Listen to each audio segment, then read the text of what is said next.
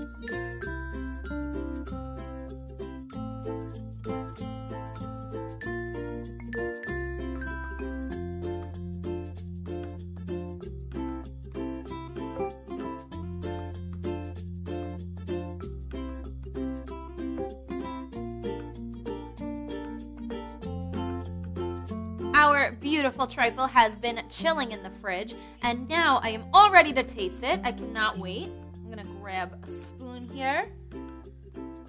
Just go right in. Ooh, look at these layers. This is so delicious. I can smell the amaretto.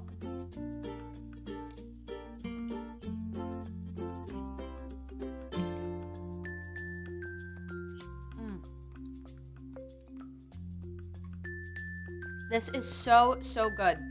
You get a little bit of crunch from the Amaretti Cookies. You get a little bit of a kick from the amaretto liqueur.